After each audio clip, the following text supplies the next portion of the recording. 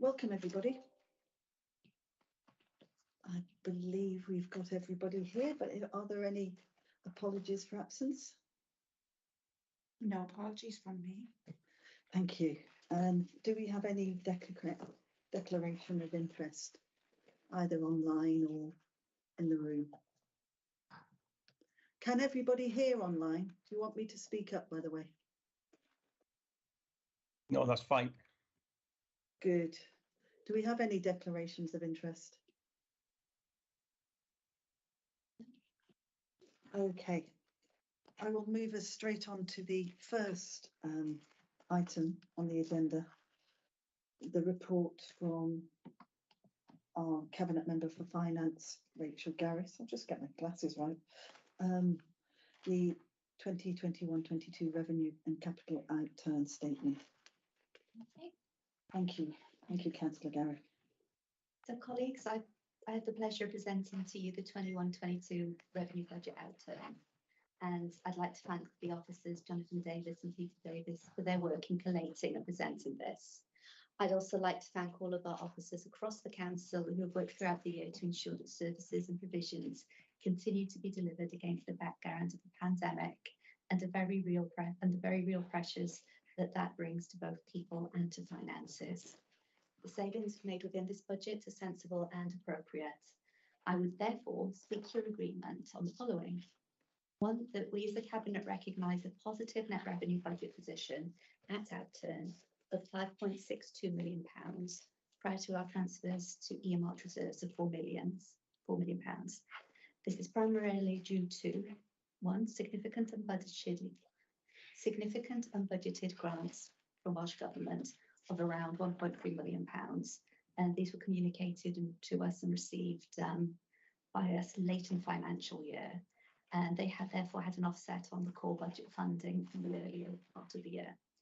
We also received Welsh Government hardship funding, which continues into the 31st of March 22, and that was a receipt of a further 1.87 million since month 9 to cover service impacts as a direct result of COVID. We've also seen improved income and reduced expenditures across many service areas since the previous month 9 forecast as a result of our in-year budget recovery actions. We've got detailed explanations of the variances which are covered in the appendix of this report. On this, both myself and the Scrutiny Committee have gone through and asked questions of our officers and received appropriate responses to my satisfaction. These are the additional incomes and services area savings have strengthened our reserves position by 5.62 million. And this provides some level of financial resilience going into the 2022-2023 budget. But we are faced with increased service pressures as society recovers from the pandemic, and we see inflationary costs across the economy. We should, as Cabinet, note that we are, as other councils are, now in a period of recovery after the emergency measures for the pandemic, which also called on our reserves, in addition to extra funding handed down through Welsh Government.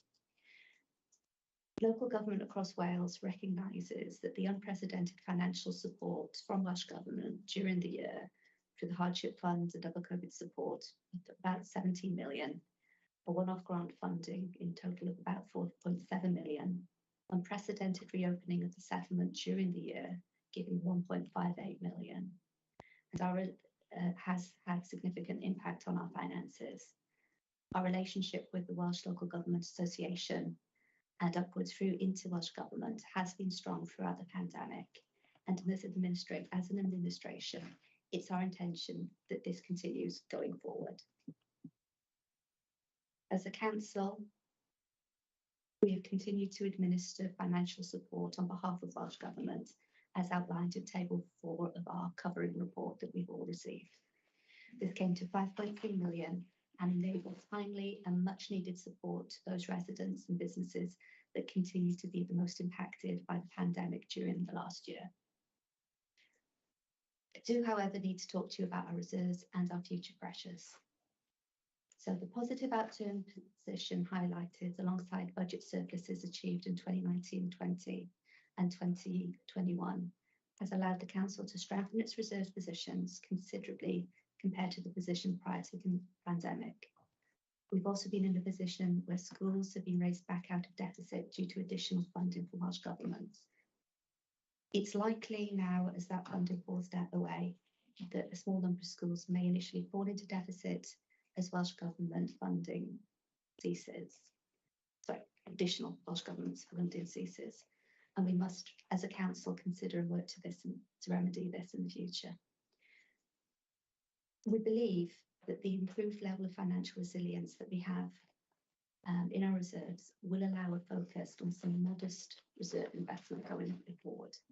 But we must be acutely aware of the wider financial picture and risks facing local governments, both in Monmouthshire and throughout Wales. In terms of risks, Welsh Government have been clear that the generous funding settlement for 22-23 financial year was expected to cover the majority of service pressures local government was facing, and that the Welsh Government itself has communicated that it has already committed its budget, and this leaves less headroom for us for further grant funding throughout the year. The current change in the UK government leadership is also likely to create hiatus in decision making, but also a general tightening in public spending. We've all seen the competition to return to the 70s and 80s Thatcherite economic policies, which were, in my opinion, disastrous for many families and councils. The Welsh Government Hardship Fund ended on the 31st of March, but legacy pressures and latent demand remains, especially in the areas of homelessness, social care demand, leisure income, and car park income. Underlying structural budget deficits and demands on our services presenting the risk in respect of social care, homelessness, and children's additional learning needs have been previously masked during this year by one-off grant funding for Welsh governments. In reality, we expect to see a huge amount of our budget pressure from these areas in 2022, and these areas carry some major financial risks for us due to the vulnerability to service pressures. The wider economic picture throughout the UK in respect of pay and non-pay inflation, the cost of living crisis, and European and global economics are driving the inflationary environment, which has not been seen in the UK for a number of decades, and certainly not this century. We're going to be seeing significant pressures on both our own resources costs through and above budget pay rise, in addition to seeing already inflationary costs affecting projects such as the Much project, which I'll discuss later in this meeting, fuel costs, despite hedging. In considering all of this and cautioning the outturn position, the report does consider the future financial stability of the council in light of future potential funding risk presenting, whilst also providing, where possible, financial resilience to service areas to deal with service pressures and the wider policy commitments that will shape future service delivery. And you can find this in Table 5 of our covering report. The capital budget, our outer position was an underspend of 1.1 million. That was due to two main points: 685k underspend on specific grant funding schemes, where full grant allocation initially offered by funding partners was eventually greater than the actual scheme cost required to deliver those schemes. And then a further 640k underspend due to underutilisation of capitalisation direction budget, where redundancy costs incurred within the revenue budget and which were eligible to be capitalised turned out to be significantly lower than budget. This gave us the 640k of capital receipts being released back to reserves for future capital investment. We can see the significant level of capital slippage highlighted in the report, which totals 68.6 million. The vast majority of that slippage, those slippage requests, are due to delays encountered relating to the impact of COVID-19, with two specific schemes, the Asset Investment Fund and the Abergavenny 3-19 School, accounting for 2/3 of that total slippage. In general, we had good progress on some of the key schemes in the programme during the year, but inflation and supply chain issues have been a key feature during the year. If you're unaware, with construction, that is huge inflationary pressures on raw materials.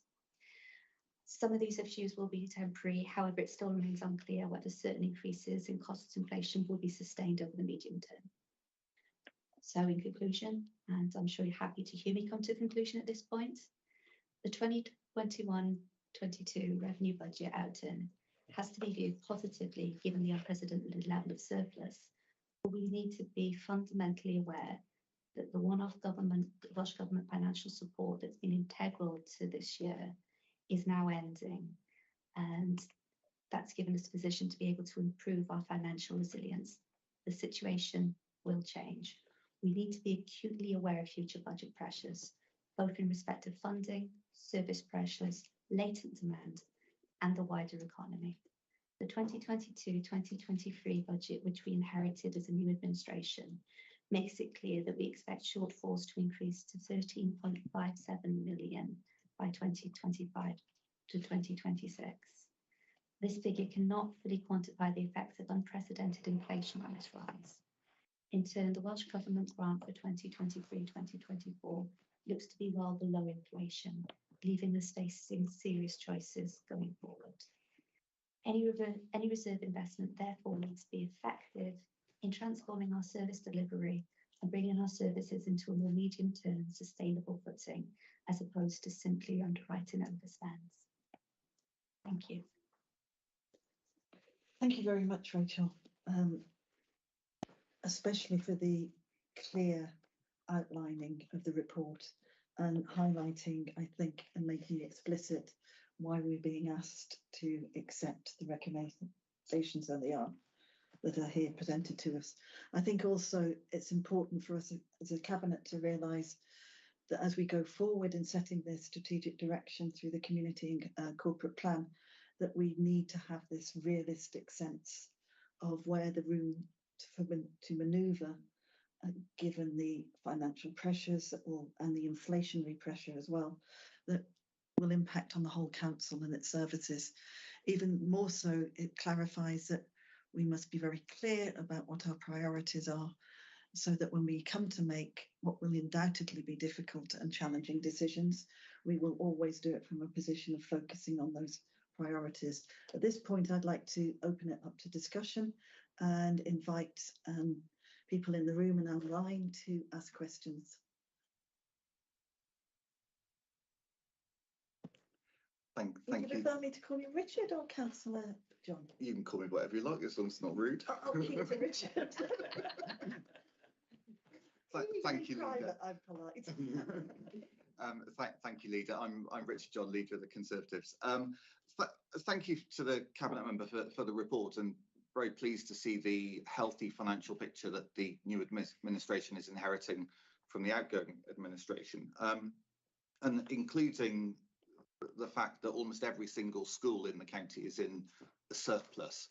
Obviously, that does present some challenges, given that many of those schools will now be looking to invest using those surpluses. So do you feel confident that the council has all the support in place in terms of support from the estates department and so on, all the necessary support to help those schools to make necessary investments in their school estates?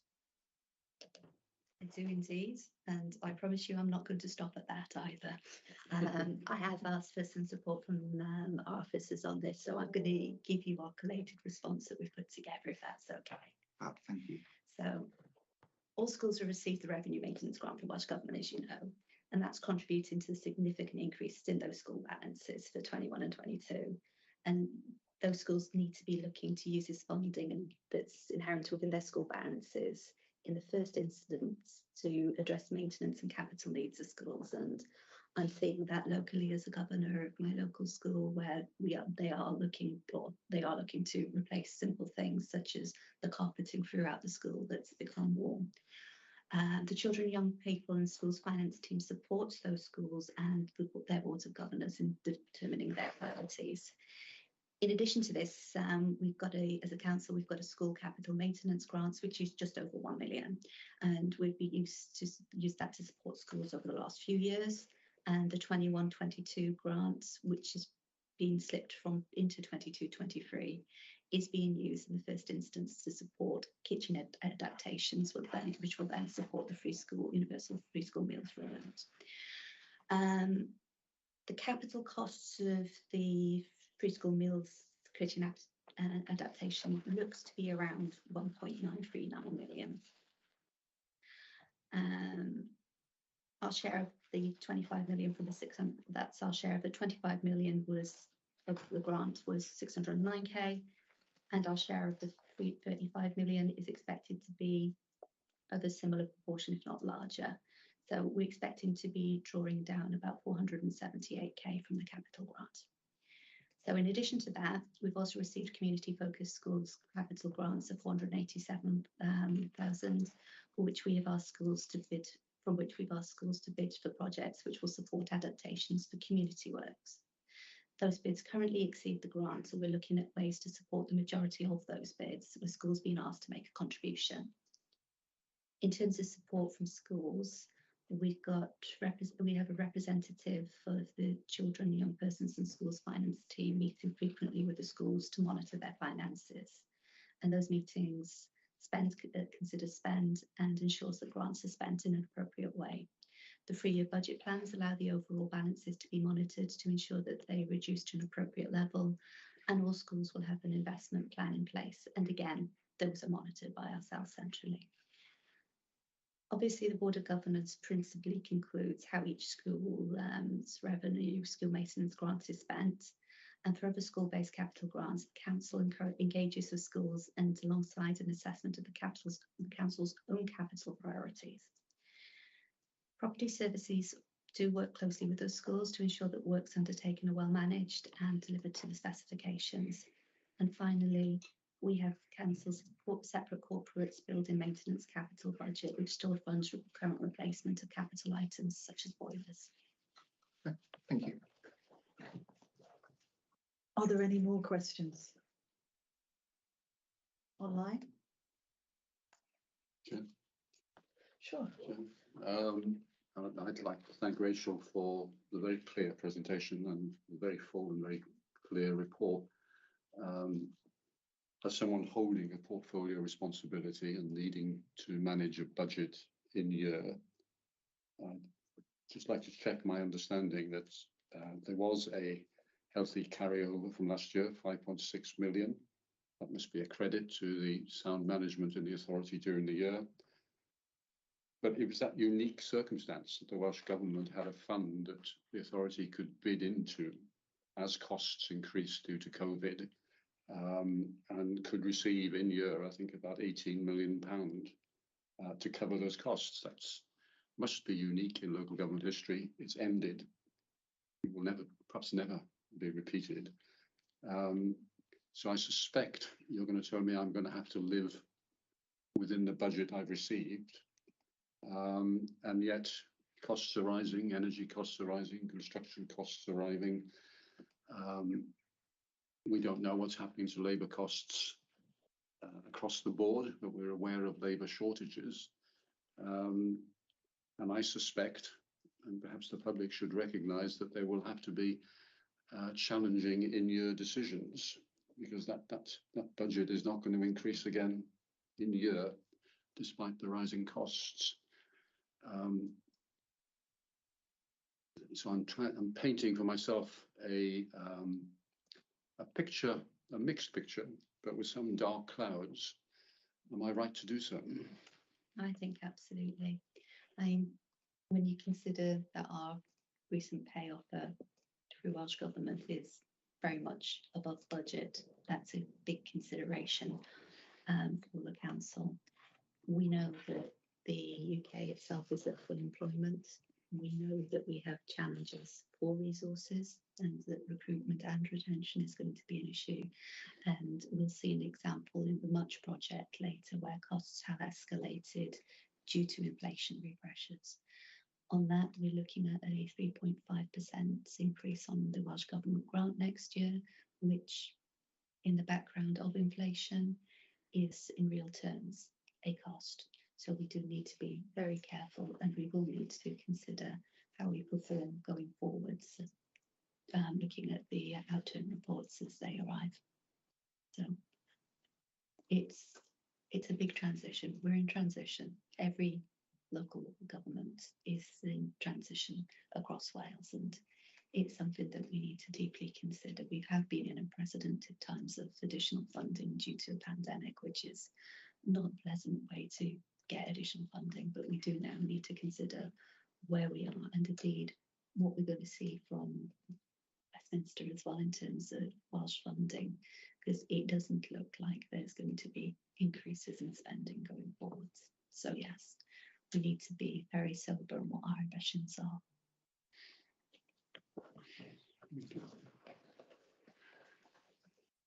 Sober and realistic, and I think during challenging times, much of the evidence demonstrates to us that that is when innovation is at its best.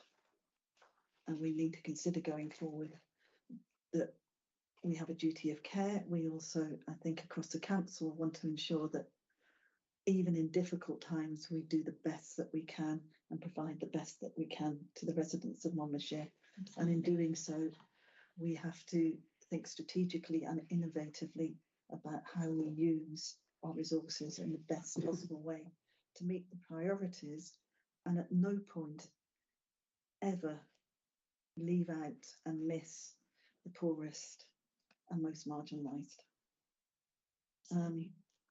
I'd like to ask once again if there's any more questions.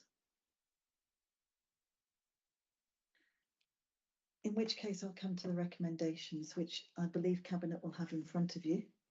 I'm minded to take this by show of hands to support my less technologically updated colleagues. That's me. So Cabinet who are not showing their faces and hands, can you do so now? And we'll take each recommendation one by one. Okay, so the first recommendation 2.1 is in 3 parts, you can see, but overall is asking us to recognise that there is a positive net revenue budget position. Do we accept this as outlined and clearly explained by Rachel? Can I see a show of hands? Thank you. So recommendation 2 pertains to the extent of the hardship fund from the Welsh Government. Do we accept this recommendation?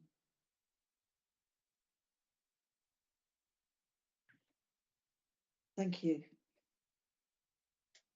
Recommendation 3 is the strategy to replenish the reserves. Do we accept this recommendation?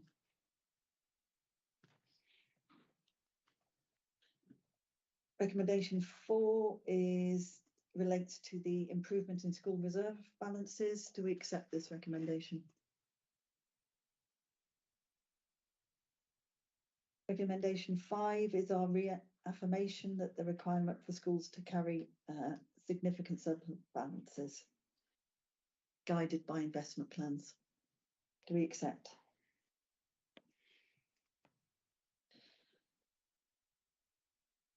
Recommendation 6 pertains to the capital outrun spend of 25.2 million. Do we accept this recommendation? Thank you. Recommendation 7 is to do with the capital slippage, which, as you know, is in Appendix 5, a large amount. Do we accept it in its entirety? Thank you. I think with that, we can say that we agree with this report and it can be carried forward. Thank you, Rachel. So I'd like to move to the next item, which is keenly anticipated, partly because it is one of the core priorities of our administration, but also I think to acknowledge the very hard work that's been put in by officers to get it to this point. And it started quite some time ago, as Councillor Sarah Birch, who is our Cabinet Member for Inclusive and Active Communities, will explain, and that's for any members of the public who might be online to know that. So I'd like to hand over to you, Sarah, to Thank you very talk much. us through. Yes, this report sets out the council's actions and strategy with regard to homelessness and also with regard to housing support, the support provided to people who may, for whatever reason, need some support in maintaining or securing a tenancy. And it combines the local authority's statutory duty to produce a homelessness strategy and the strategic plan requirements to maintain a housing support grant programme, and brings those two things together. And we're required by Welsh Government to produce a housing support programme strategy, which should have been with Welsh Government by 31st of March. However, it was agreed that it could be held over until after the election. So to a large part, this is a piece of work, a very detailed piece of work by officers, which has been completed and therefore forms the strategy for the next 4 years, with a break after, well, a midpoint review after 2 years.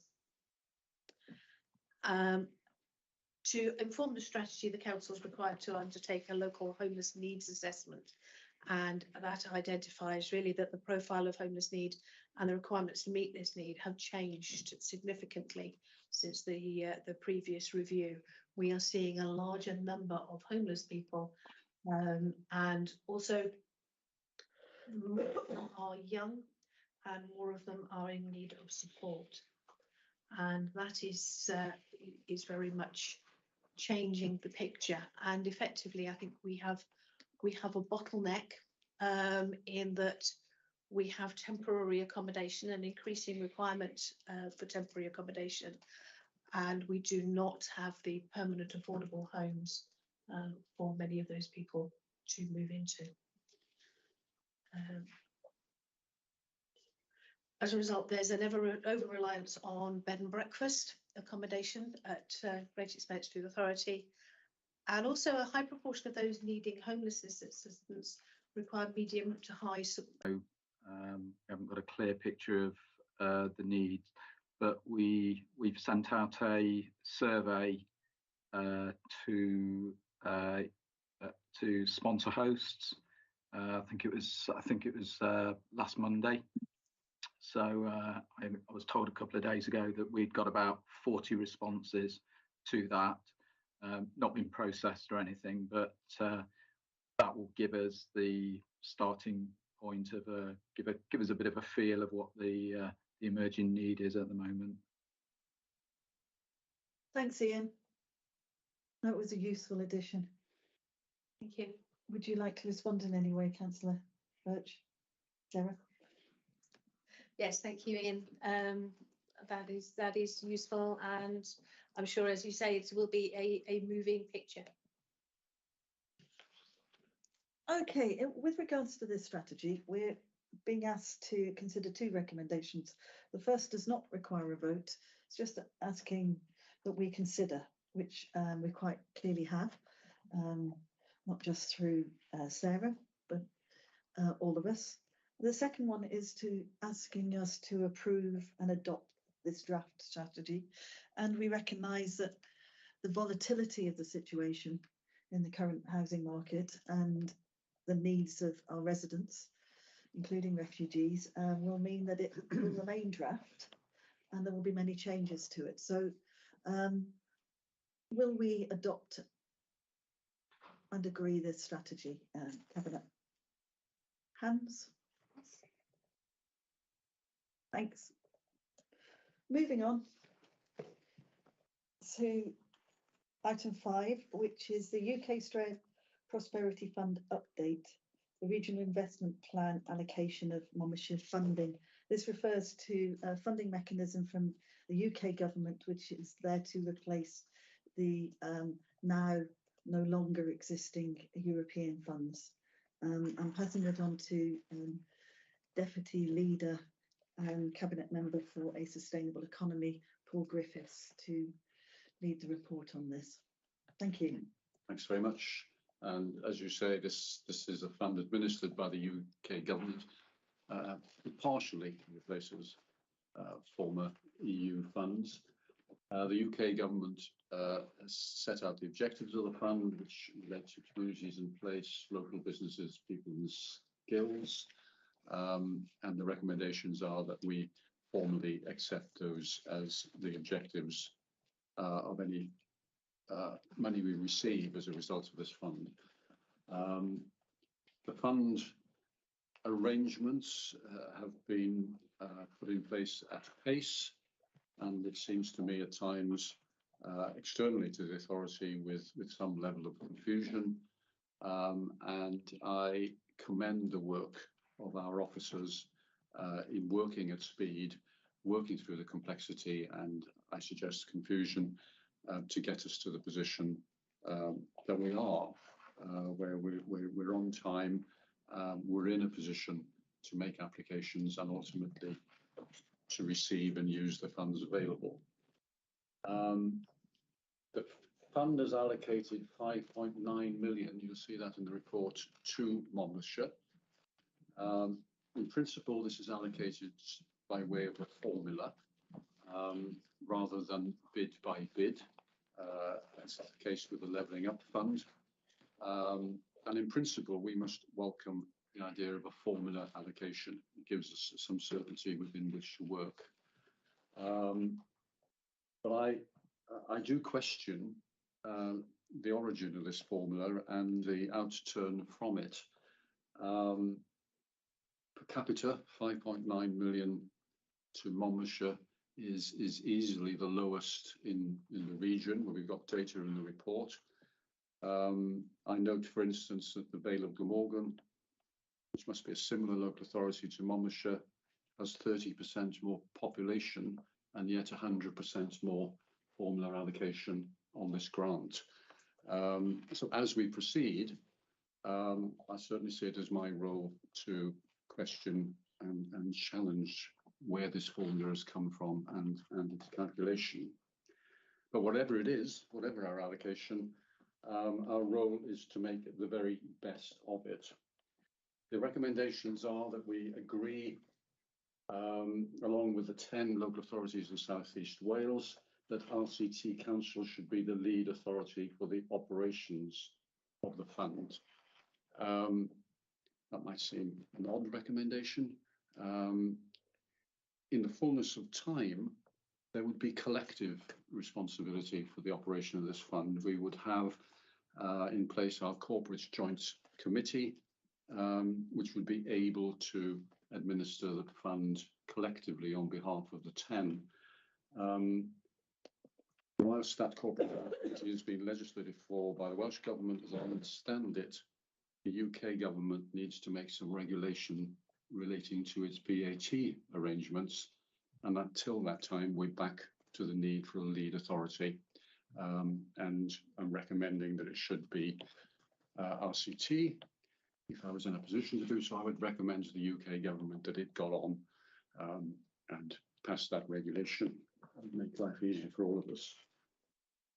We're asked to endorse the regional investment plan, and embedded within that will be Monmouthshire's own local investment plan. So that some of the projects will be regional, and others, broadly covered by our 5.9 million, will be determined by Monmouthshire itself. What you don't have in front of you is any detail on the projects that we might fund. It has not been necessary for us to submit that detail to the UK Government at this time, only the outline arrangements, which we have done. The process of determining the project is ongoing, and again, I commend the work of our officers. I am asking, the recommendation is that you agree that there will be a partnership body appointed, people who are in the field, not recipients of the grants, but people in the field who can advise and inform the Cabinet on the allocation of monies to the project. There is a long list of projects which has been garnered. There will, in the coming period, be a process of appraisal. We will have the advice of the partnership body. The cabinet members will, on the basis of that advice and the advice of our officers, will make the allocations to the projects available. And the cabinet and the public will be informed of those allocations as they are made. The final recommendation is that we delegate to the chief officer the responsibility for making any consequential legal agreements for this process, and that delegation will be carried out in consultation with me as the cabinet member. So that's the report and recommendation. Thank you. That once again shows what moving targets we're having to deal with at the moment, and how judiciously we have to use funds that are available to us in order to meet some of our priorities. Do we have any questions? Martin. Thank you, Leader. I wonder if I could just comment on paragraph 2.6 in that it does relate to work carried on in schools. In the last administration, I asked on a couple of occasions about the use of the European Social Fund for programmes with young people who were likely to find it difficult to get employment. And it looks as if those schemes are secure, which is great. But in paragraph 2.6, it does talk about the possibility of a delay in the funding coming through, which could result in the loss of staff, and a strategy to avoid that. I hope that we would take that very seriously, because those schemes have been worth their weight in gold, in my opinion. Thanks very much, Martin. I have actually met officers who are providing this scheme and been very much impressed by the reports of the work that they're doing. In due course, I would anticipate actually meeting the groups and the individuals who are benefiting from the scheme. It is the case, it's in the report and it is in the recommendations as well, that it could happen that the administration of the scheme, I've described the complexity, is such that the existing funding, which is EU funding, could run out before the flow of the funds of the new scheme.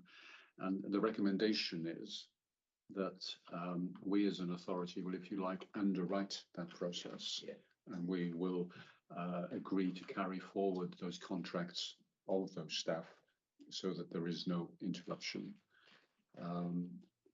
Francis, I don't know if I've got that right, and if you want to add to it. No, that's correct. So that it just allows the continuation of those programmes without officers being at risk, just due to the way in which we need to provide statutory notice to any employees 3 months in advance. This just allows us to provide a little bit of protection between the two schemes and funding mechanisms, one end and the new one starting. So that's correct. Thank you. Thank you. Do we have any more questions?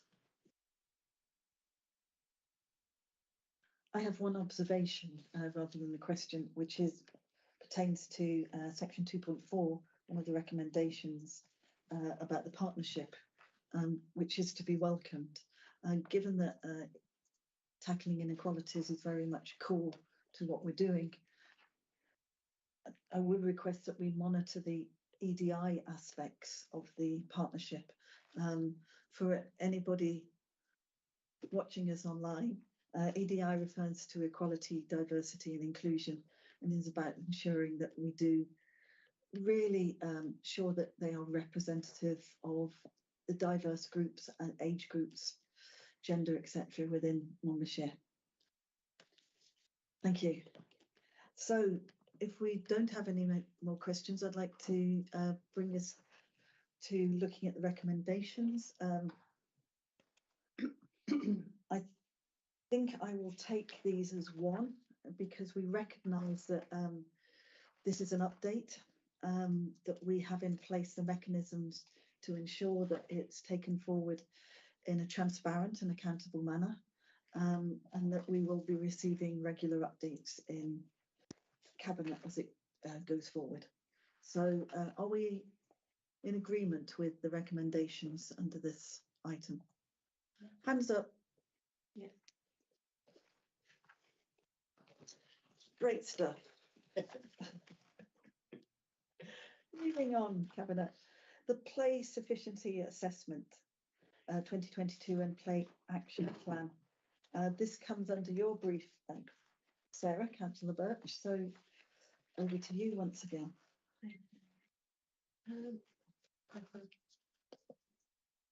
Find my right bits of paper. Don't say so it's easily accessible.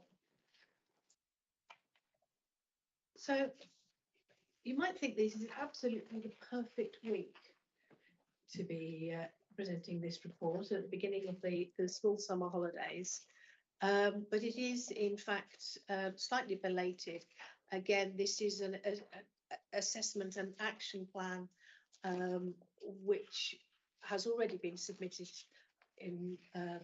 to Welsh Government in order to meet the statutory deadline of the 30th of June. So I hope we can approve it, as it were, retrospectively.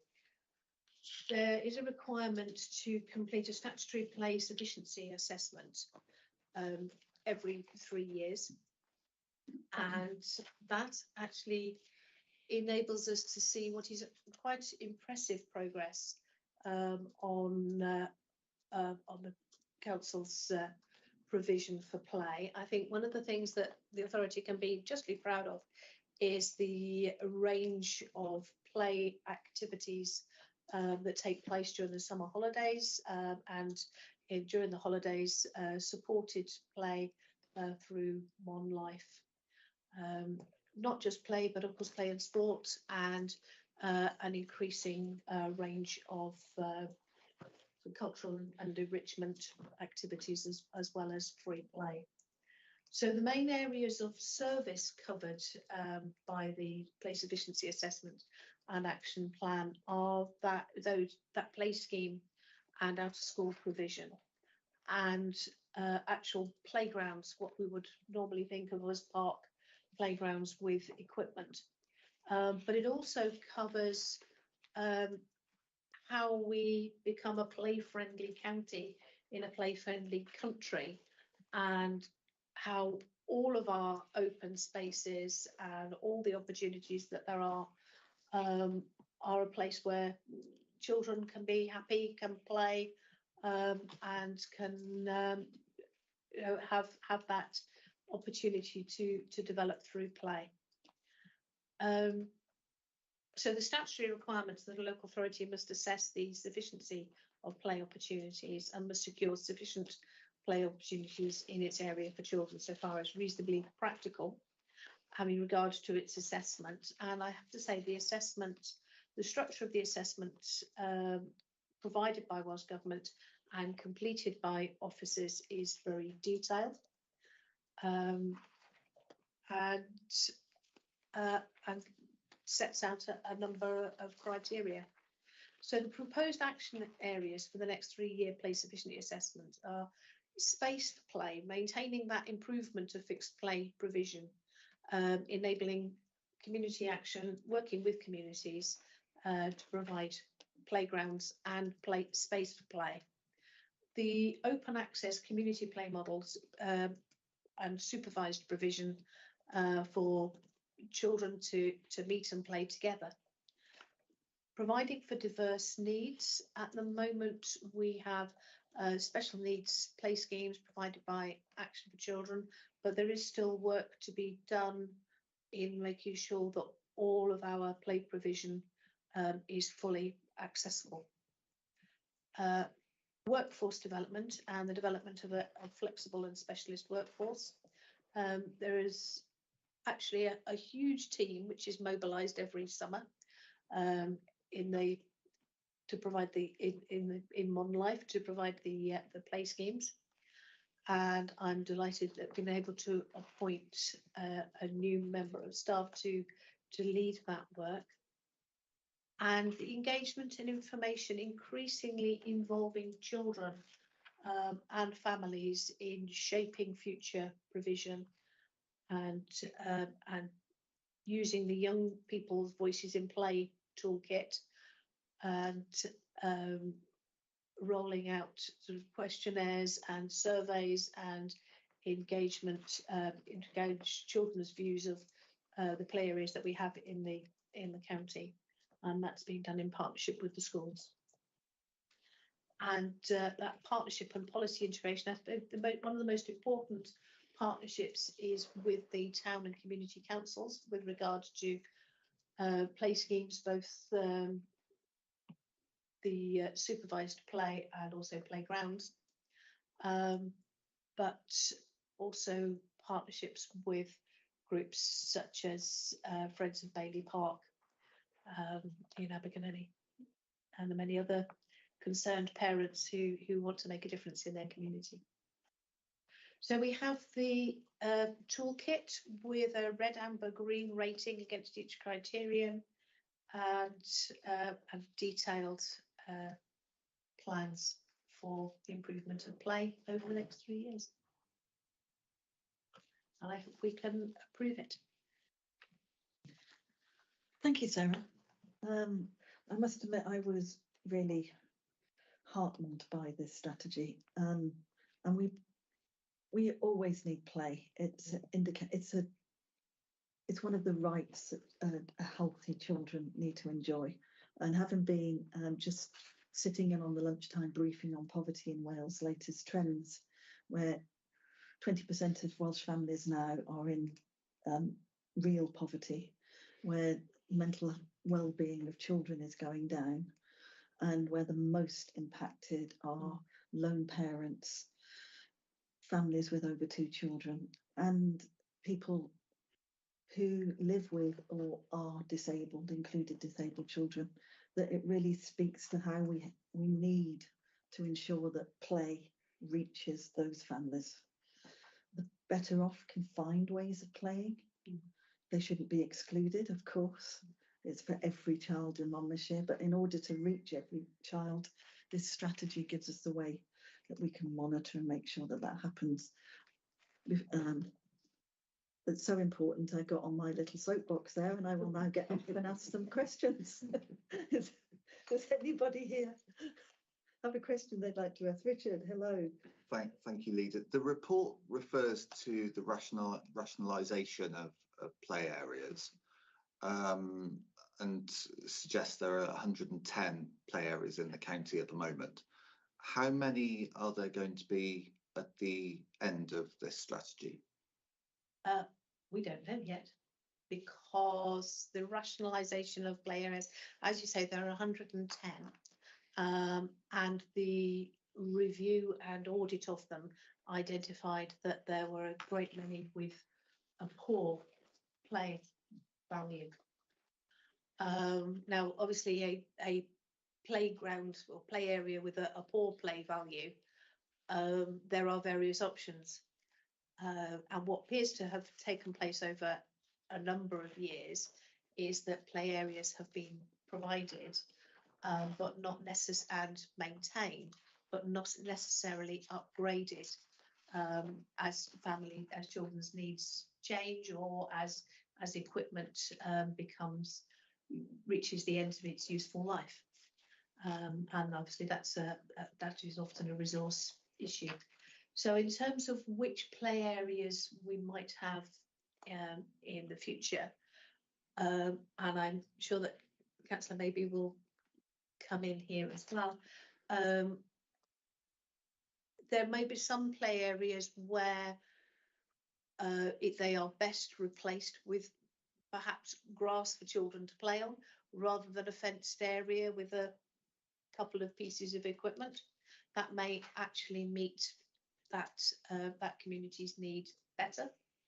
A piece of grass like the one outside my house, where you can You see every evening children turning cartwheels and making daisy chains, and playing various ball games.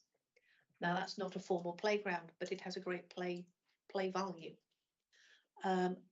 There are also a number of areas where I think there needs to be investment, perhaps in partnership with town and community councils and community groups and parents and children, to provide more of a destination play area, such as that investment has taken place in some of our parks, but not in others. Okay, so we don't have a number, but it will be fewer. I can't say whether it's likely to be. I think it is probably likely to be fewer play areas with equipment, but not fewer areas for play. Thank you. Thank you. Any questions from online? We're being asked to agree to the strategy, which will clearly come up to review on a regular basis. So hands up, everyone, if you want to agree, obviously.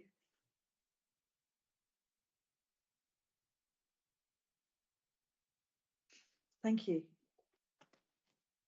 That's full agreement. So we move on to item 7, which is our regeneration funding and delivery, and refers specifically to placemaking plans. I'll turn to Paul, Deputy Leader, to take us through this, please. Thanks very much. The report heading is Regeneration Funding and Delivery. It is about the regeneration of towns and the places in which we live. I regard it as being at the core of my new responsibilities. I give it the highest priority. When people experience their towns as vibrant and sociable, it makes them feel good. They hold themselves, they hold the council in high regard. I can take this opportunity to commend the organisers of the Chepstow Arts Festival a week ago, who achieved just that in Chepstow, with literally thousands of people buzzing through the streets, witnessing creativity, witnessing music. This was the town at its best, and we need to replicate it at other times and in other places. But it's not always at its best. And in the various towns of Monmouthshire, there are people who feel frustrated, embittered, when they don't feel the town is giving them the vibrancy and the sociability that they want. And recognising the importance of that, the Welsh Government has put in place a fund for the regeneration of buildings and places. And in Monmouthshire, we must be in a position to maximise our access to that fund. The Welsh Government, I think sensibly, has required that in order to be eligible to make a bid to their fund, then the town or the place must have created, must have adopted, must have submitted to the Welsh Government what they have called a place-making plan. What the Welsh Government has experienced and is fearful of is that it gives up money to projects which are then pepper potted without the town having any coherent plan or vision. And they want to prevent that by saying that your bid, it can be seen as part of that coherence. We are reasonably well placed in Monmouthshire, in the sense that we have been doing relevant work which can easily be translated into place-making plan in settlements such as Caldicot, where for a long period of time we've been creatively looking to the future of that town. We have plans in place, so they've informed various bids to other funds. In their current state, they're available to inform the bid to this particular fund. And the same would be true of Usk. On the agenda today, there's the Wye Valley Villages placemaking plan, which will form the same function. In Chepstow, We're pretty close to completion. Work started, I believe, well over a year ago, and there will be a placemaking plan in place in the autumn. We couldn't do, no county could have done everywhere all at the same time, and the report is recommending to us that it is now time to move on and to start the process of having these placemaking plans and the process of creating them for Monmouth and Abergavenny. The process of doing these plans is a difficult process of expectation management. We must make sure that the plans, and as the report uses the phrase, are co-produced by their community. If you try, and we'll come to this on a later report, if you try and do transformation placemaking to people, then they kick back. They don't feel a part of it. It's not their plan. It's their town, but not their plan, and they won't accept it. So all that we do must be done to be effective, to be successful with the people in these places. But we have to do it in such a way that we don't falsely raise expectations. We will, through a process of co-production, creatively create these plans, but everyone involved has to understand that in agreeing a plan, it will not be immediately or even in the short term delivered. And that can be frustrating for the people involved. It will be the basis on which to make bids. It is not a promise of delivery, and it cannot be by Monmouthshire County Council. So the recommendation is that we go forward, we co-produce it with our town councils, we co-produce it with our local chambers. Equally important, we reach out directly to traders, we reach out directly to residents, but doing all that with this challenge that they understand the importance, but also the limitations of the process. The co-production of these plans is recommended. I saw Francis just come on the screen for Monmouth, Abergavenny, and our brand new town in the county, Magor. So that's part of the recommendation as well. And all that I've said will apply to that town as well. We also, in the report, are asked to agree the proposed indicative list of projects in Appendix 2. And I must stress the word indicative list. They're in the report there as illustrations, as indications.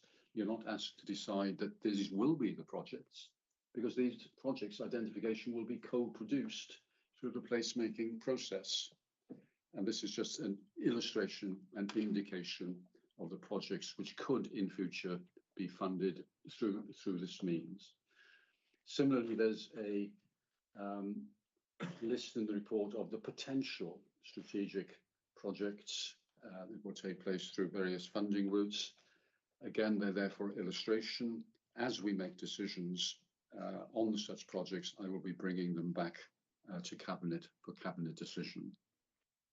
So those are the recommendations, Jen. Thanks very much, Paul. Do we have any questions?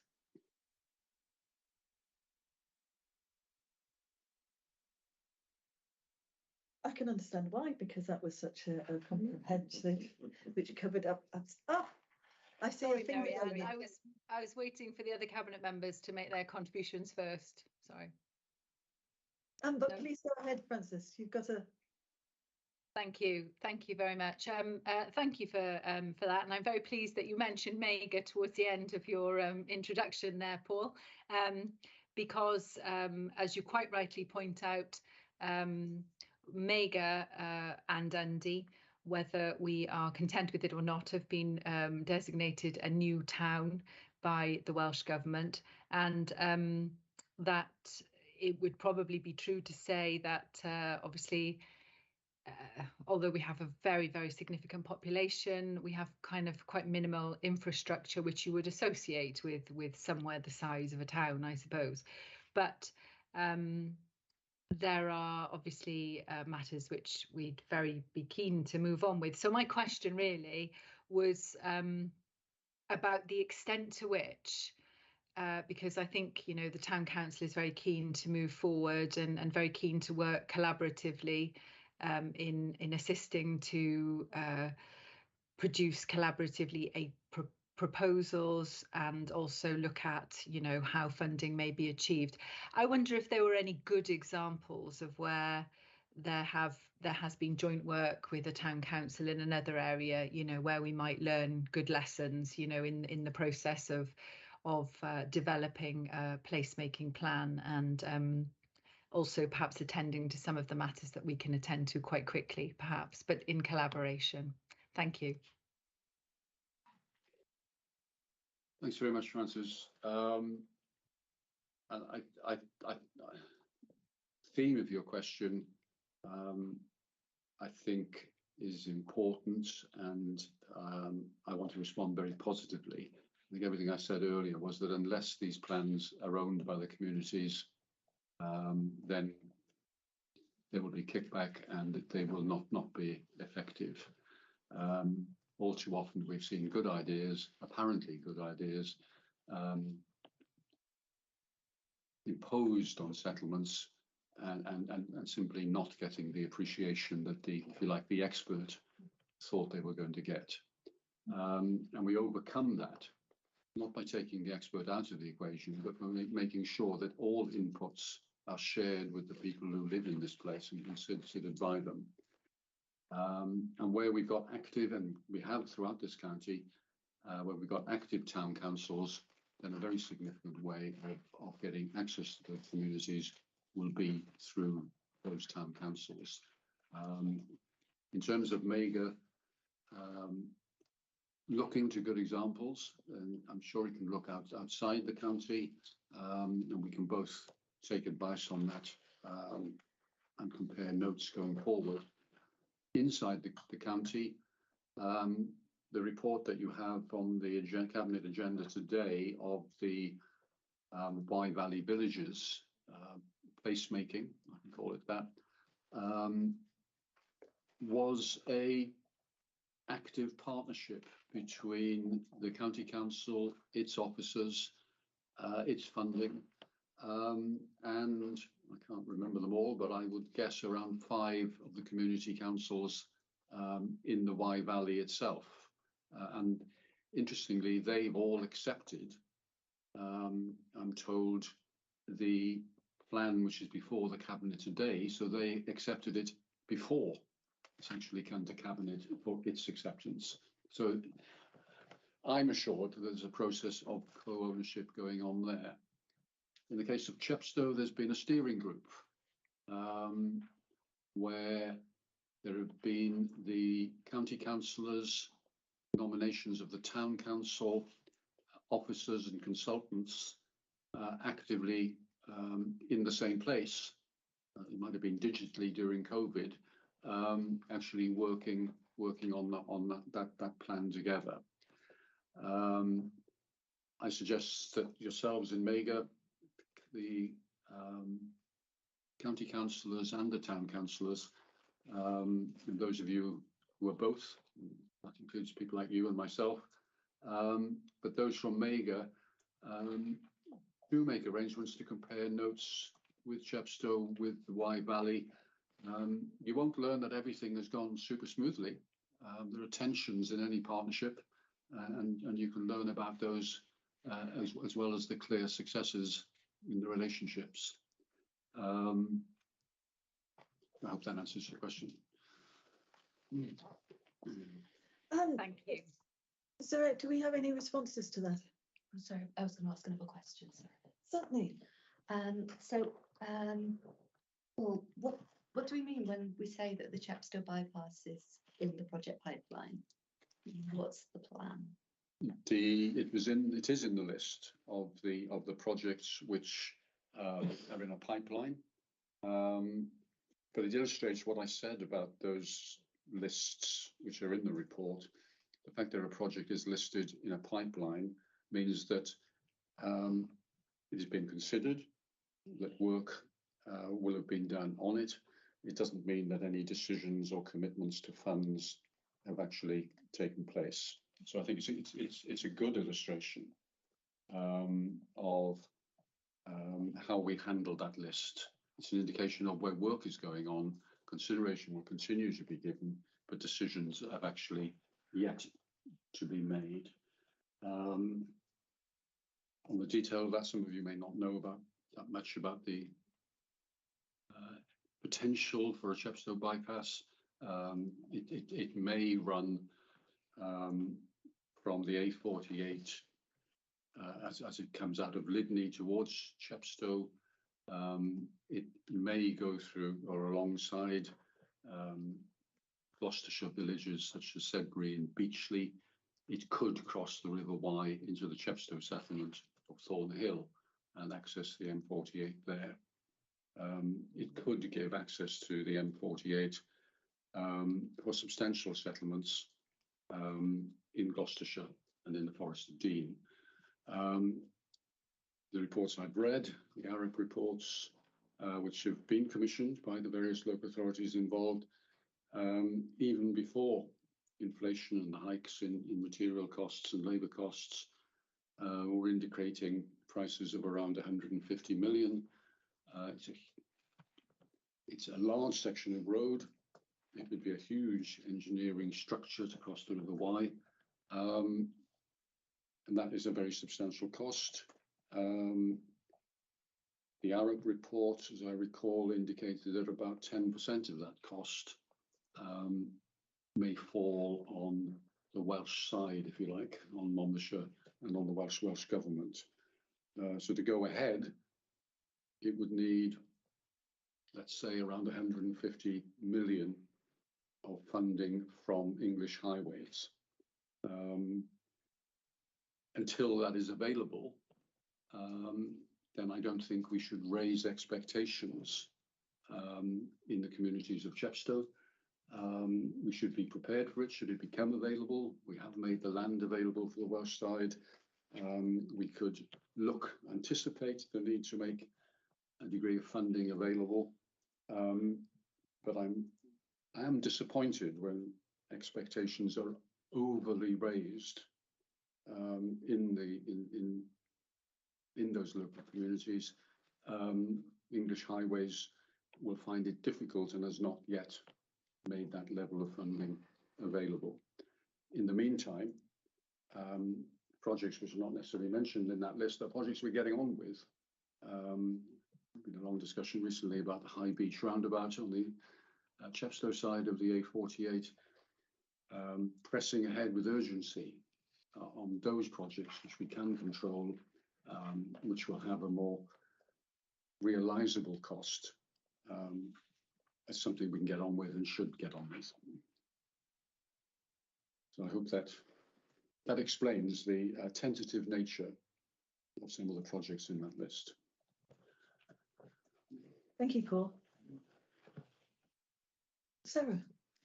I think more of an observation. I think this is an excellent way forward to be going in placemaking. I do hope that we get the right balance right in terms of resourcing it between the officers, who many of whom will have long and very enduring relationships with those communities, and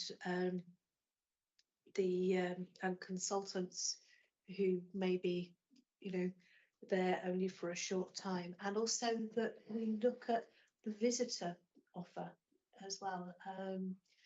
When we live in a place, we see it day in, day out, and are used to how it is.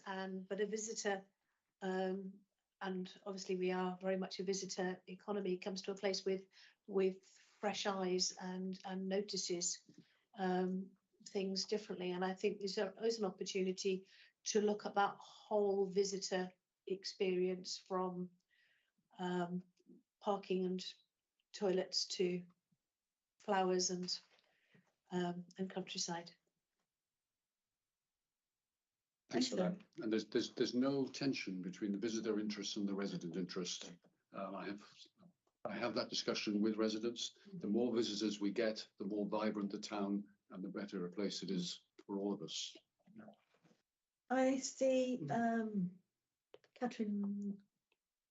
Catherine, I see you're followed by Catherine. Thank you. It's more of an observation than a question actually, but I really just wanted to say that I welcome the sort of gradual shift I'm seeing generally in the public sector to incorporating placemaking as just normal common sense rather than a radical new idea. And you know, the way that it and obviously it's not the easiest thing in the world to do, and it's not the easiest thing in the world to do well, but it's something that you get good at by doing it. You know, you learn by what has worked and what hasn't worked. So I really welcome this approach, and I hope that, you know, stakeholders will learn to themselves to engage and enjoy doing it. And I really like the approach of looking at all of the wishes and ideas and suggestions, and then coming to the reality of why they might or might not go ahead, rather than leaving them as a sort of unhappy wish list that was never considered. So I really welcome this. Thank you. Thanks, Catherine. Catherine. Thank you. Yeah, I wanted to make a comment as well. We around Councillor Taylor mentioned other towns that have done things well. Just a note that Councillor Griffiths and I met with the Federation of Small Businesses recently to talk about good models, because I was interested as I'm a councillor for Monmouth. So we met and discussed ideas and really good kind of not templates, but towns where things have worked well, and Lampeter and Treorchy were mentioned. Treorchy's got 88% of the businesses in their high street are independently owned, apparently. So that was my comment. And my question, I did actually have a kind of question actually, Paul, which was around when we think the new placemaking plans will be done for the other towns of Monmouth, Abergavenny, and the third one, sorry, I haven't got it on my screen. Magor. Magor, thank you. I'd like to know the kind of timeline there. Thank you. The officers who've been involved thus far are not with us, so I'll ask Frances for her view. I'll state a cabinet member's aspiration that Mark is with us. Mark Hand is with us. Mark is with us. Okay. Well done, Mark. Yeah, you confused me then. I'm looking at Mark. I didn't see Mark. Mark, you can tell me if I'm naive. My ambition is, having fired the gun this afternoon, if we do so, that we would aim to get a plan for each, or for at least one of these towns in about 18 months, and perhaps have something of a succession. Am I being optimistic or pessimistic? Thanks, Leader. Thanks, Councillor Griffiths. Yeah, I think that's reasonable expectation. We set out in the report we'd be looking to do Monmouth first, then Magor, then Abergavenny. So they are sequenced deliberately in that order in terms of, I guess, need, if you like, in terms of how well the settlements are doing, how well the towns are doing, and Monmouth clearly does need that extra support earlier.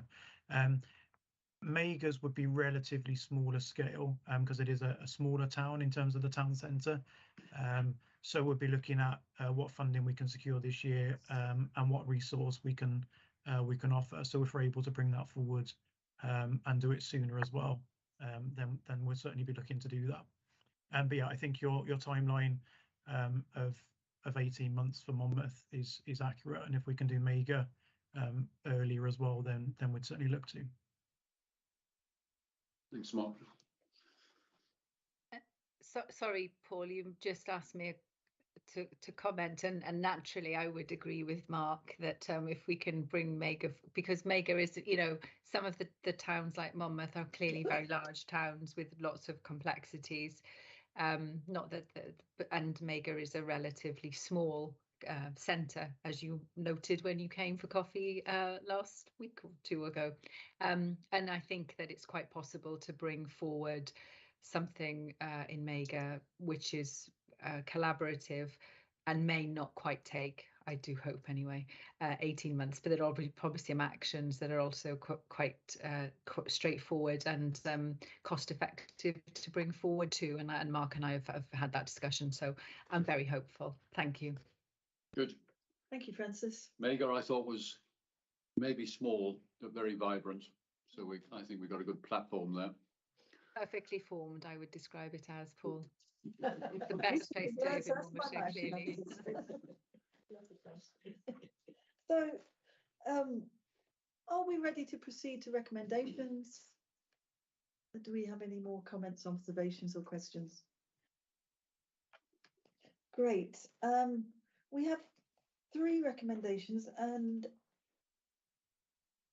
I would just remind Cabinet of the caveats that Paul did make, and please correct me if I'm wrong, Paul, that co-production reflects all the stakeholders that should be involved: town councils, community councils, residents themselves, and applying again the EDI lens of that, visitors where necessary, businesses, as well as Chamber of Commerce, and that those involved and leading should be reaching out and demonstrating that there is active participation in the co-production.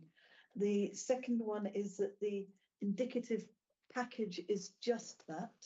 It's an indicative package and should not be taken as set in stone, or that there won't be additions or taking away. I just can't think of that word. But you know what I mean. Subtractions, thank you. Always look at an officer when you can't find that word and they'll fill it into you.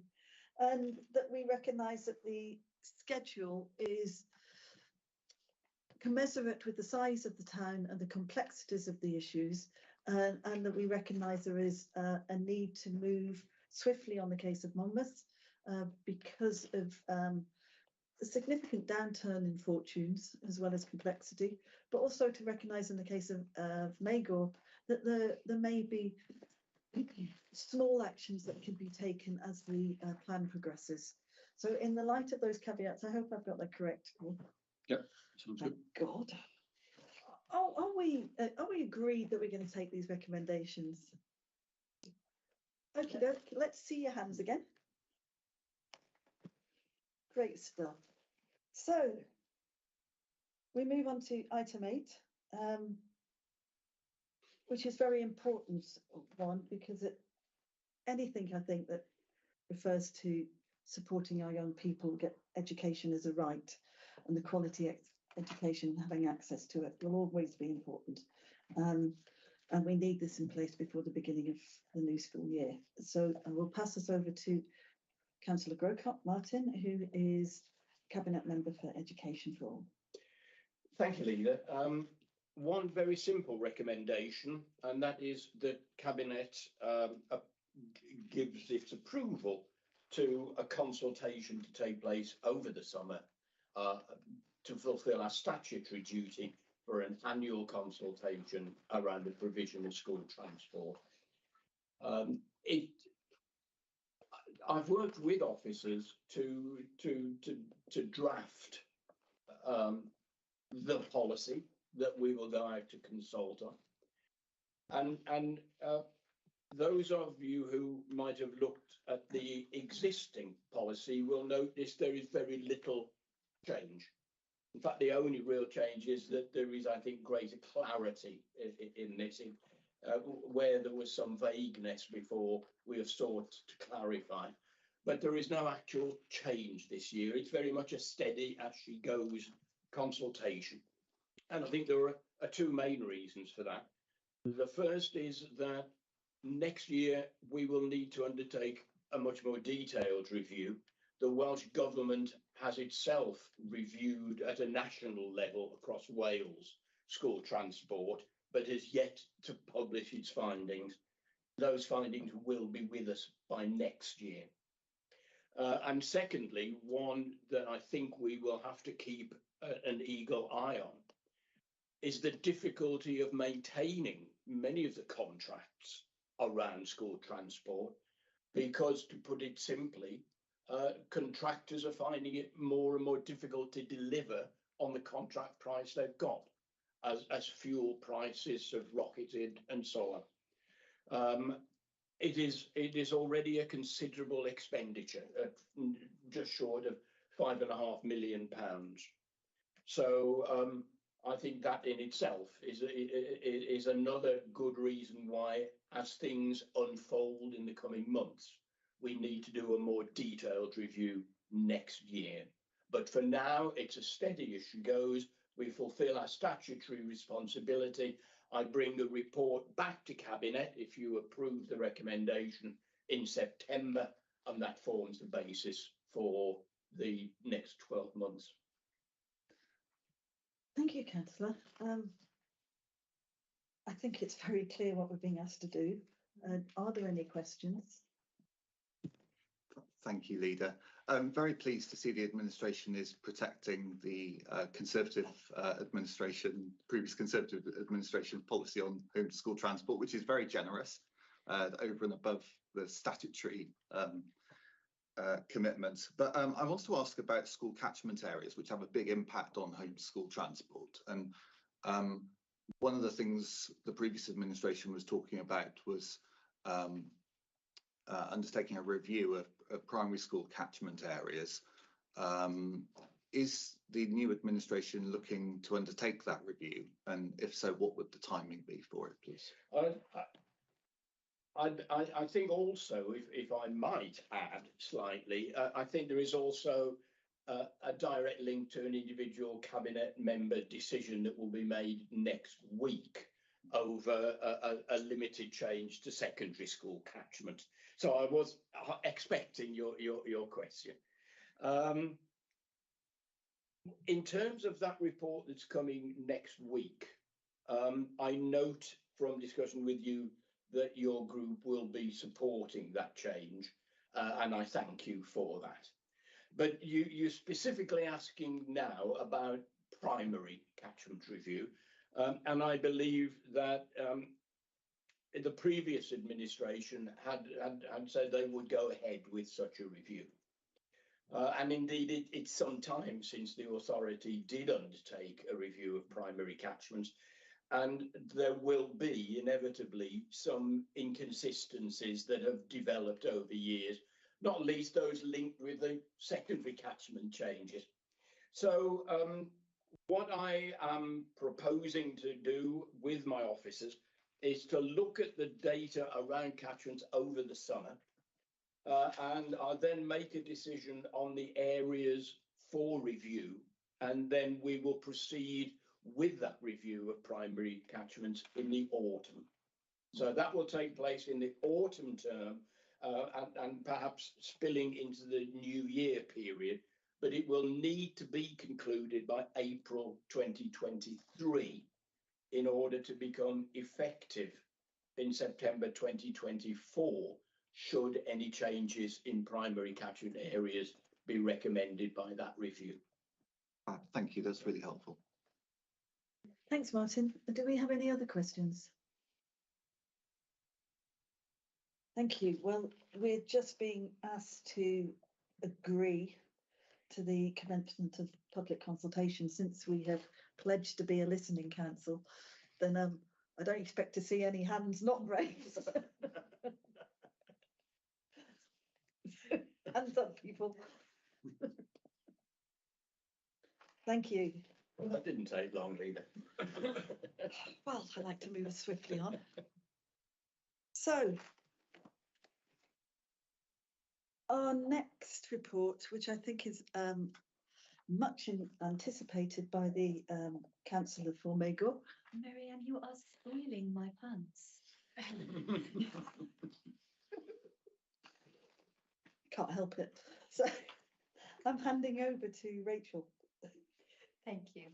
So this is the Magor and Undy Community Hub, Much. So this report is seeking our approval for the construction of the Much Community Hub at the Freefield site in Magor, which is down my home patch in Sevenside. It's a locally much loved and supported project. No? Yeah. Thank you, Sarah. I appreciate the solidarity there, I really do. It's as long ago as 1993 when I was 16, which you can tell was quite a long time ago just by looking at me. It's been the aspiration of the local community to develop a new community facility for Magor and Undy, and quite rightly so. Magor and Undy itself has a shortfall of provision in recreation space, and many of the existing village halls that it does have aren't suitable or sufficient in size to accommodate many of the local user groups there. This was validated in the open spaces study in 2008. Our officers have gone through an extensive residential engagement and consultation to inform the design of this building, and have collaborated with community groups to inform the design. I have high confidence in the high quality consultation and community support on this project. The project has planning consent, which was initially gained in 2008 and then updated again in August 2018. If you are a planning geek, you can find that under DM/2018/00910 on the planning portal. In terms of development and project funding, we've procured a construction partner in Kia Construction, which has been secured through open market testing and a value engineering exercise. We've established the construction cost to be £2.579 million, £829 exactly. That cost has recently inflated due to principally large hikes in the cost of raw materials and constructions and sparsity of supply therein.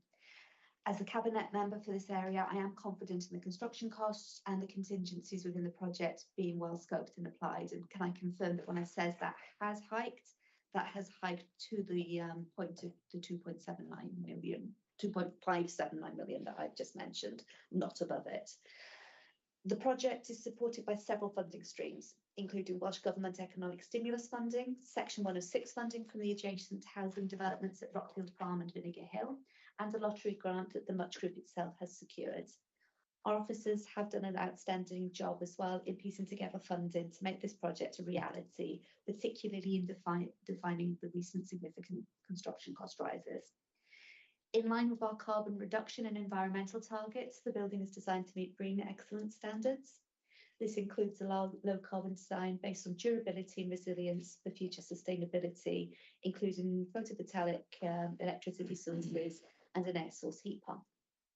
The hub facility and multi-purpose hall will cater for a wide range of our social, cultural, recreational, sporting activities in the local community, offering spaces for community use and commercial events, as well as potential for small business growth. It's also proposed that the hall will offer an interface between the proposed Magor and Undy walkway station, which should create employment opportunities as well as support job creation for the area. In short, this project should be an asset and an enhancement for the Magor with Undy communities. In terms of the lease agreement, it's proposed that on completion of the build, the site will be leased to the Much Group themselves, which is a charitable incorporated organisation of local volunteers. Much Group work closely with both the county and community councils, as well as other local groups such as the Magor Station Group and the Living Levels Partnership. They have managed existing properties in Magor, including the Undy Memorial Hole, so they're well placed to lead and manage this on behalf of the community. And within Appendix B of the report, you'll find the details of the Much Group's business plans to give you further assurance. It's intended that the council should provide a 25-year lease for Much for occupation of the site. That includes a 2-year rent-free period in order to support the Much Group's business plans. And again, you can find those details within Appendix B. So we have recommendations, which I'm sure Mary Ann will take us through as well, but it's essentially to add the total cost. Bear in mind, I've mentioned the construction cost earlier, and that cost is £2,864,316 for the development of the Much Community Hub for the capital programme, and to delegate the responsibility to the Chief Officer for Resources and myself as the Cabinet Member for Resources for approval of the business case and the lease terms with the Much Group, inclusive of a rent-free period of 2 years. It's also recommended that the development is conditional upon granting of £400,000 of additional contribution from the Welsh Government's Economic Stimulus Fund. And it recommends that the development is funded via £800,000 of Section 106 contributions from the Rockfield Farm development and £222,000 advance call on the Vinegar Hill development's Section 106 contribution. Thank you. Thanks, Rachel. Do we have any questions?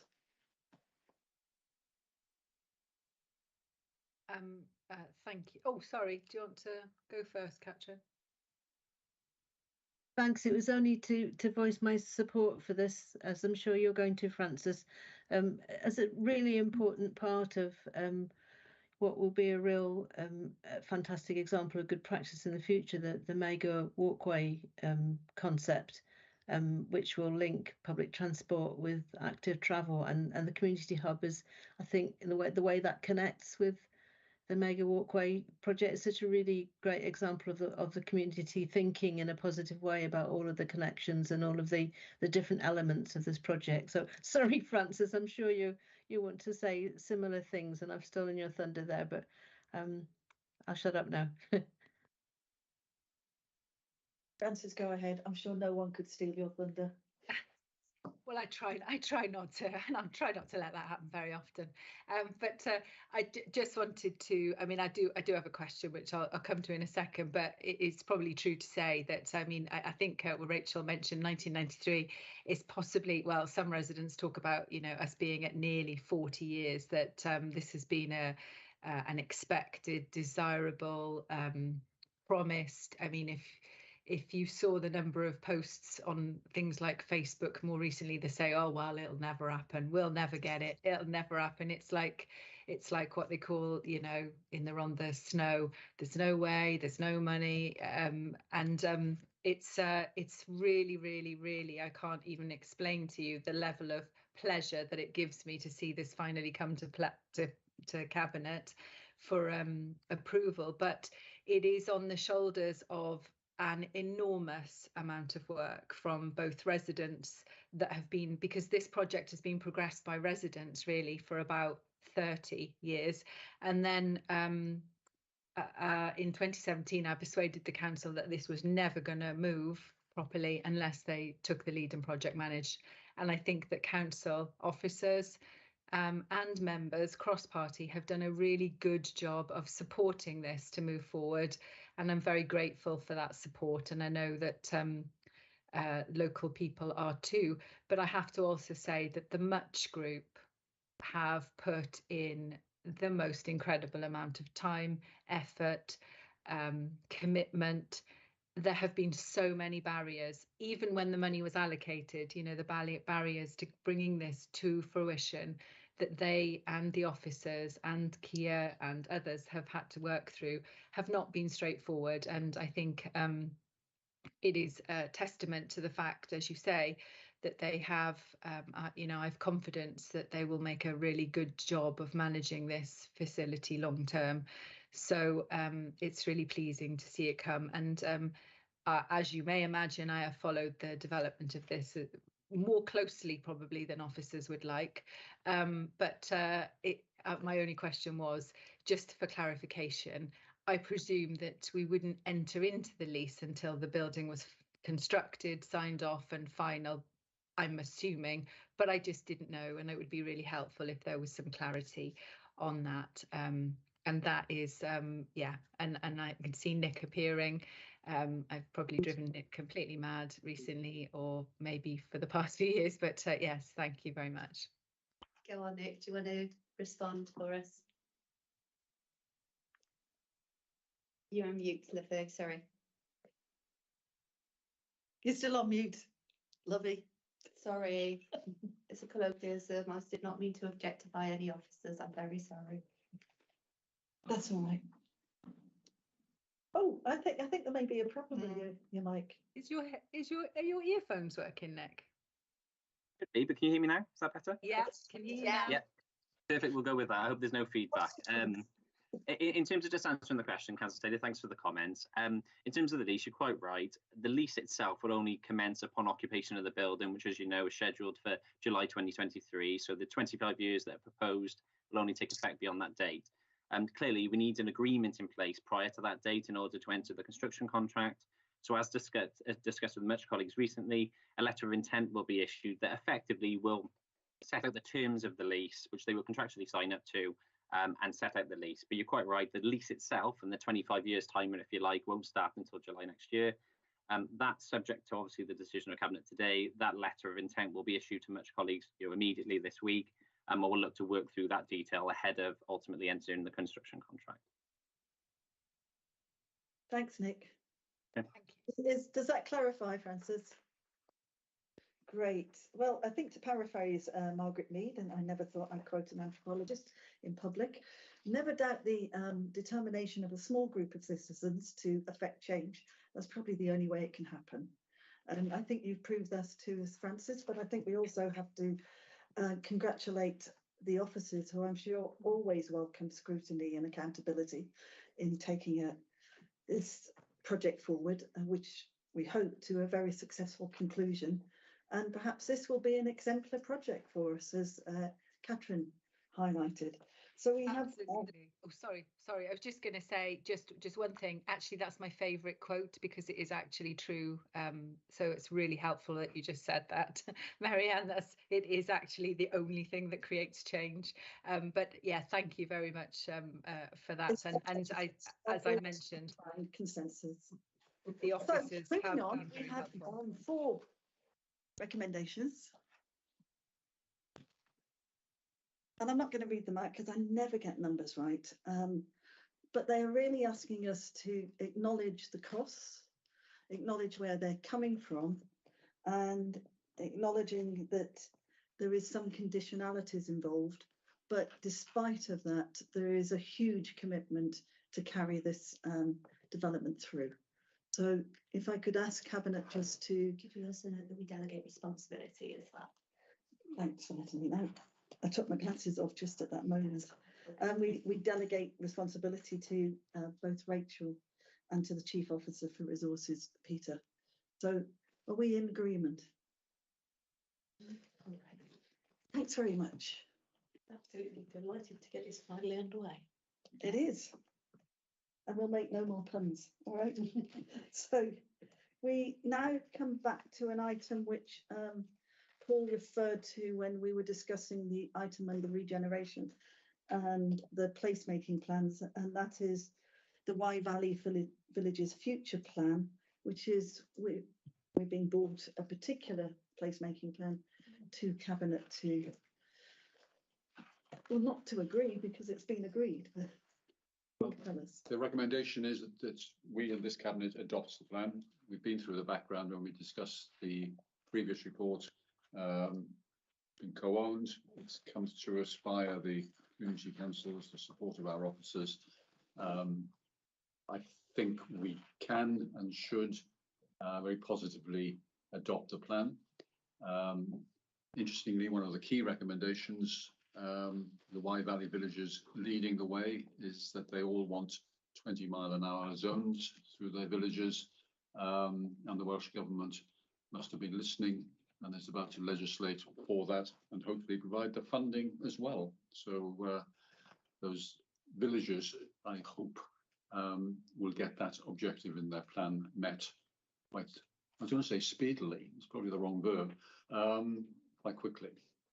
And the second recommendation authorises the Chief Officer in liaison with myself and advised by the ongoing delivery group, where the four villages will continue to come together, authorises us to source funding, undertake any further consultation that's needed, and to proceed with the projects outlined in the plan.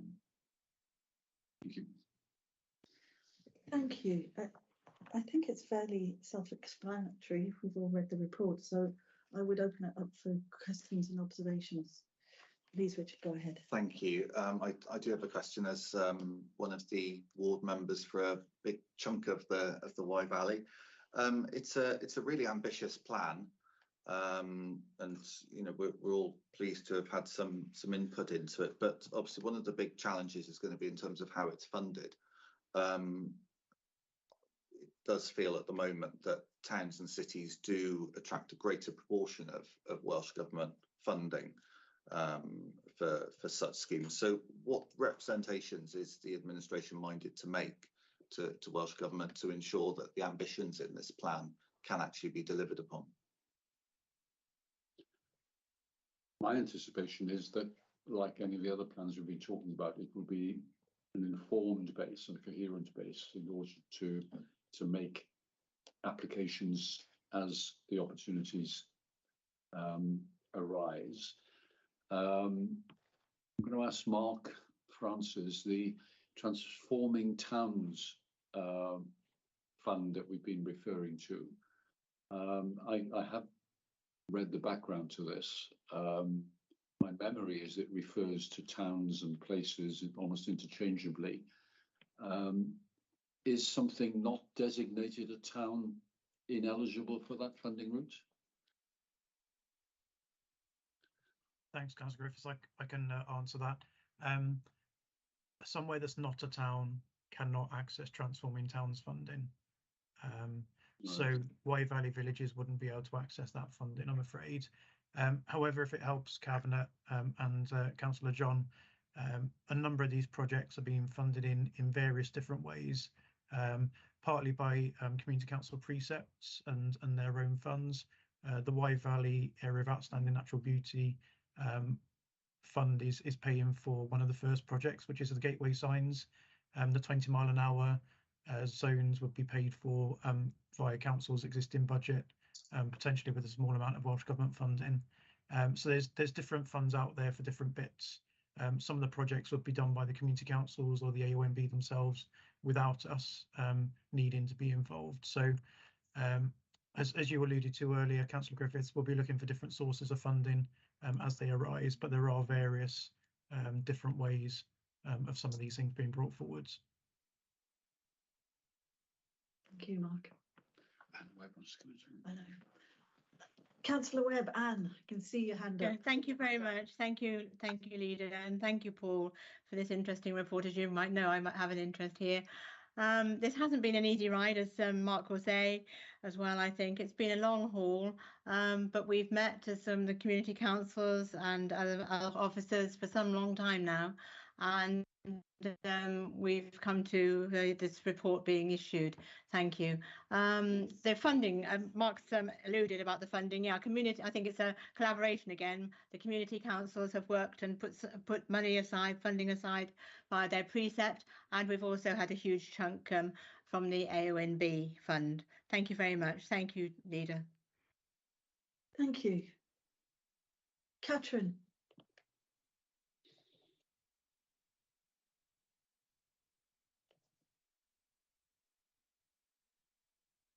Apologies. No, I don't have my hand up to speak. Oh, yeah, I thought I saw it. I'm so sorry. No. Do you want to respond in any way to Anne's comment? No, just to support the. I was talking to Paul. Thank you. All right, Catherine. No, I need to say to everyone who's been involved in this project that it's not a completed project. There will be a steering group. The interest and contribution of myself and the community council will continue, and I look forward to that future partnership.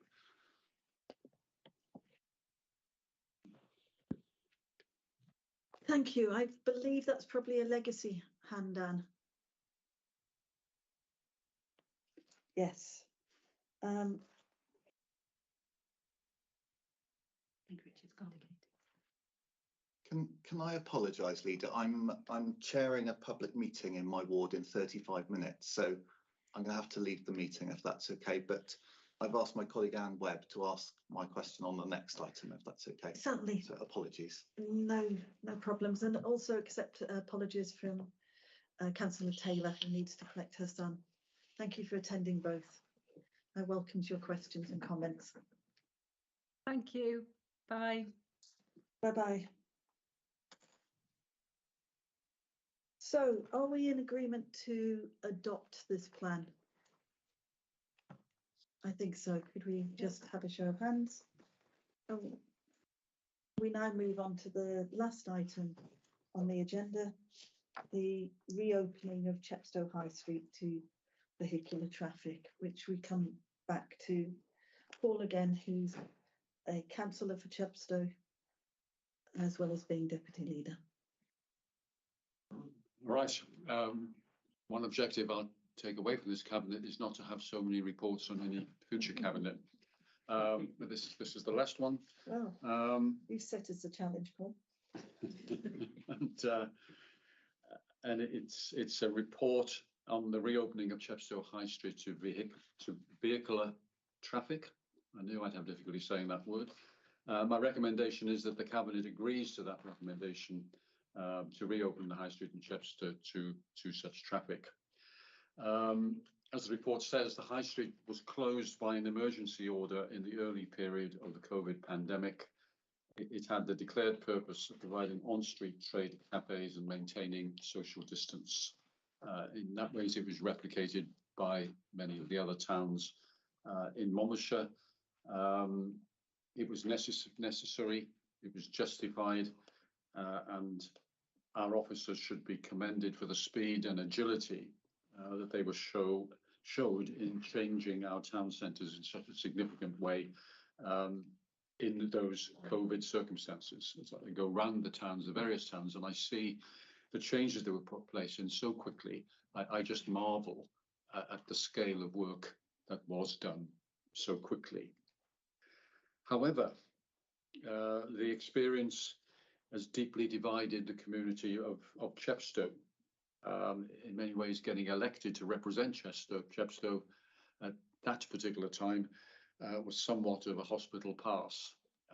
You soon realised that being an elected politician meant that you would please very few of the people, very little of the time. There are many, yes, there are many, who've enjoyed the experience of traffic-free roads, and that includes me. I live 100 metres from the town centre. Having a traffic-free environment in which I can walk from my home to the town facilities suits me very well. But there are many who I have met who, putting it bluntly, are angry and are embittered by their experience of the town centre closure. There are many residents, rightly or wrongly, who felt that it was done to them rather than with them, and they've been unforgiving on that experience, and we need to learn from it. There are traders who it's been my role to engage with individually, who are angry with me. They blame me as an individual. I may not have been a councillor at any of this time, but they blame me. They relate their difficulties, they relate their outstanding loans, they relate what they regard as the impending collapse of their business to the road closure itself. They may be right, they may be wrong, but that is what they feel, and that is what I have to hear, and I think what this cabinet and the authority has to hear. There are residents who daily experience the congestion on the A48. There will be many reasons behind that congestion, and it is not a new phenomenon, but rightly or wrongly, they are attributing their experience of that congestion to the closure of the parallel high street in Chepstow. As I suggest, some of us will look at available data and not come to the same conclusions on cause and effect. We may not be persuaded that the levels of trade or the congestion are directly influenced by the closure of the high street. But I suggest it doesn't actually matter what we as politicians or as officers or as professionals think the evidence is. We have not persuaded the people of Chepstow. And it is their town, it's not our town. We undertook a survey in March, quite rightly, Monmouthshire County Council. I was wondering, I suppose, at the time how successful the survey would be in the circumstances of continuing COVID. But I would regard the survey as successful as almost any other of its type. There were 2,000 respondents. That probably constituted about 20% of the population of Chepstow. Some people would say, well, that's not a majority, but actually in those circumstances, it's a very significant number.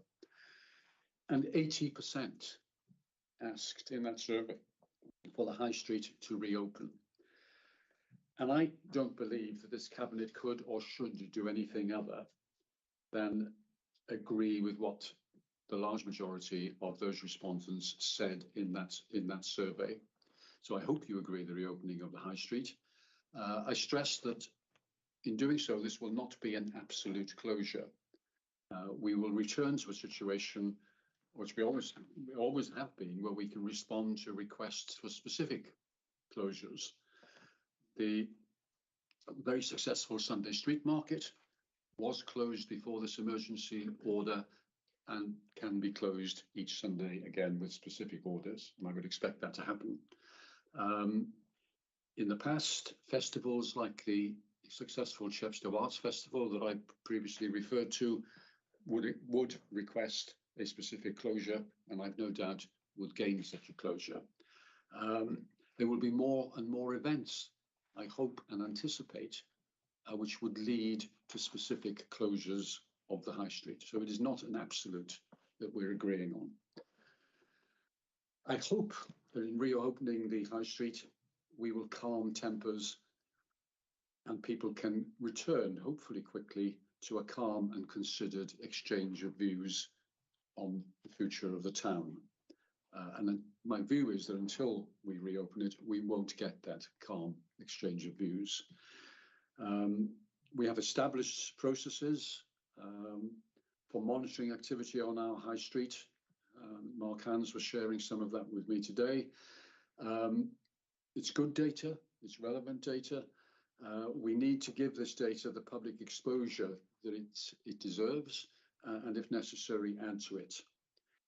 The continued future of Chepstow High Street can be informed by such data alongside the lived experience of all those who live and trade there. We've talked about the placemaking exercise that's taken place. It's not complete, but as we get towards completion, I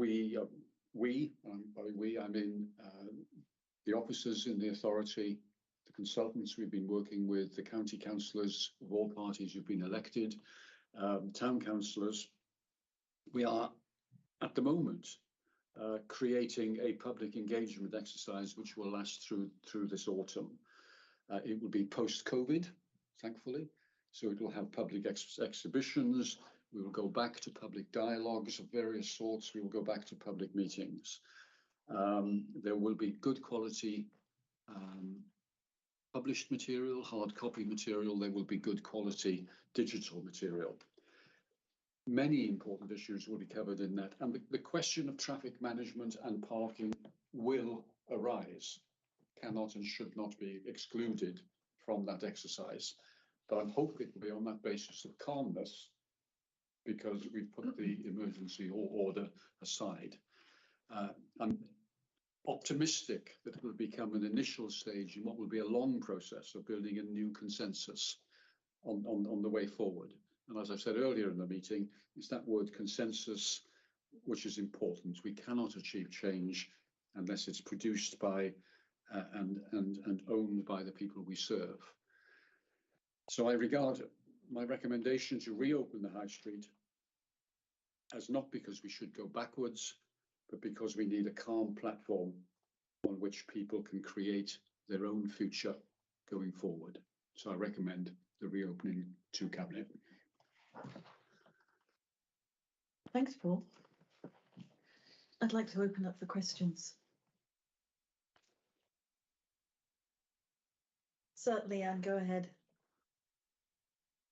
Thank you, Leader. Thank you, Marianne, very much. And thank you, Paul, again for this really comprehensive report. I thoroughly welcome the reopening of the High Street. Like people from rural areas, we spend our money in Chepstow and Monmouth and Abergavenny and other areas, and really welcome this. Thank you. Can I just please, Marianne, just read this question from Councillor John that he's asked me to put to the Cabinet member. He says, there's a terribly irony today, given the council is proposing to open up Chepstow High Street on the same day as a major study links air pollution to the early onset of dementia.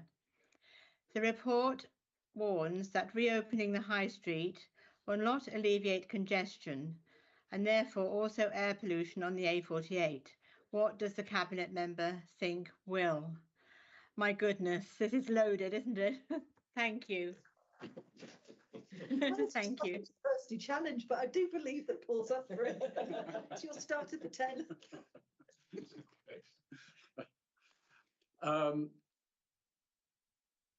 Directly answering the question that will reopening the High Street and putting a measure of traffic back through the High Street alleviate congestion on the A48 to the extent that it affects the air quality on the A48? And my answer to that one is simple. It is no, it won't. Both issues are important, but they are entirely separate issues. We're reopening, I'm recommending that we reopen the High Street for the reasons that I've given. It won't positively affect the air quality on the A48. We must address that crucially important issue in other ways which are not covered by this report. And you need to come back to it. Thank you, Anne. Do we have any other comments or observations?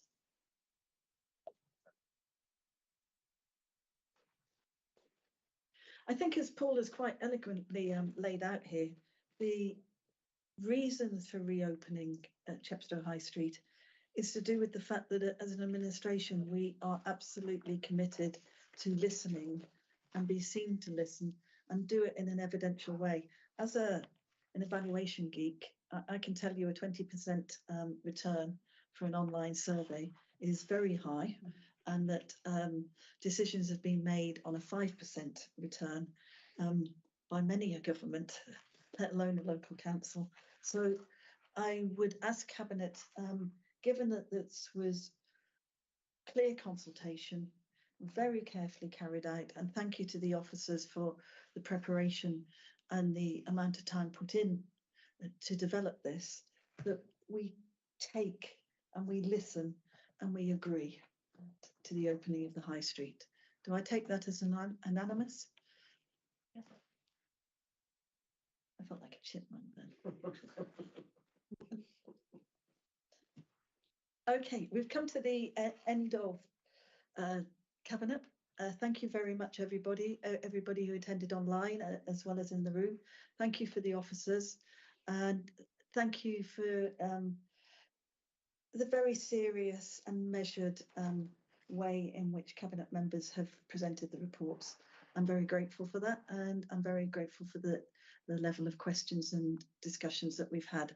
This will be our last Cabinet now as we go into recess, and our next Cabinet is in September. Thank you very much, everyone. Thank you. Thank you. Thank you. Goodbye. Bye.